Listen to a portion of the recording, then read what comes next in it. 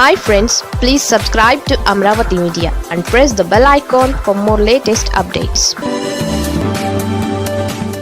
Galla Jayadev YCP entry నిజమేనా?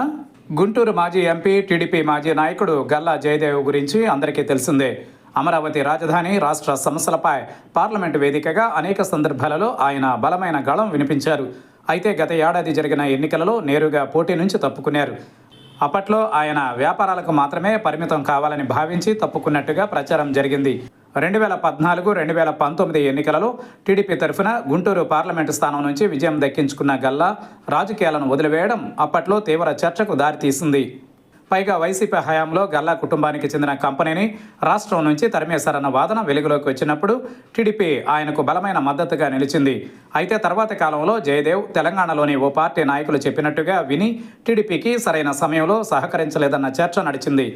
ఇదే ఆయన పార్టీ నుంచి బయటకు వెళ్లేందుకు అవకాశం ఇచ్చేలా చేసిందని అంటారు. అంటే గత ఎన్నికలలో పార్టీలో ఉన్నప్పటికీ ఆయనకు టికెట్ ఇచ్చే ఉద్దేశం పార్టీకి లేదని తాజాగా ఓ విశ్లేషకుడు చెప్పుకొచ్చారు. గత పరిణామాల సంగతి పక్కన పెడితే ప్రస్తుతం గల్లా మళ్లీ రాజకీయాల్లోకి రావాలని చూస్తున్నట్లు తెలుస్తోంది. దీనిపై అనుకూల మీడియాలోనే వార్తలు వస్తున్నాయి.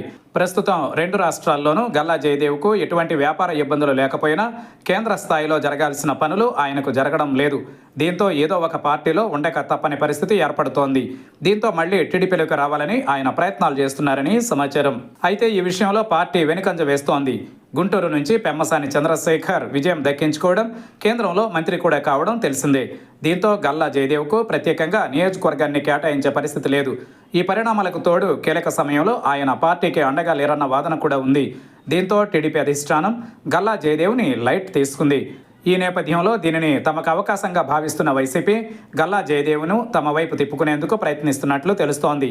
దీనిపై అంతర్గతంగా చర్చించడంతో పాటు గల్లా జయదేవ్కు రాయబారం కూడా పంపాలని నిర్ణయించినట్టు తెలిసింది. బలమైన సామాజిక వర్గం, ఆర్థికంగా బలంగా ఉండడం వంటి కారణాలతో గల్లా జయదేవ్ వంటి వారిని తమ వైపు తిప్పుకోగలిగితే టీడీపీకి షాక్ ఇవ్వచ్చు అన్నది వైసీపీ ఆలోచన. రాజకీయాలలో శాశ్వత శత్రువులు, శాశ్వత మిత్రులు ఎవరికి ఉండరు. కాబట్టి గల్లా జయదేవ్ తమ వైపు వచ్చే అవకాశం ఉందని అంచనా వేసుకుంటున్నారు. మరి ఆయన ఎలా ఆలోచిస్తారు, ఏం చేస్తారనేది చూడాలి. ఇక్కడ కలిసి వస్తున్న అంశం ఏంటంటే గల్లా జయదేవ్ మాతృమూర్తి గల్లా అరుణ గతంలో వైఎస్ రాజశేఖర రెడ్డి హయాంలో మంత్రిగా పనిచేయడం, ఆయన ద్వారా గల్లా కుటుంబానికి బలమైన మద్దతు లభించడం వంటివి ఉన్నాయి. ఈ క్రమంలో గల్లా జయదేవ్ వైసీపీ బాట పట్టినా ఆశ్చర్యపోవాల్సిన అవసరం లేదనే చెప్పాలి. మరి ఏం జరుగుతుందో చూడాలి. ఆయన కనుక వైసీపీలకు వస్తే గుంటూరును గోల్డెన్ ప్లేట్లో పెట్టి ఆయనకే అప్పగించే అవకాశం ఉందని తెలుస్తోంది.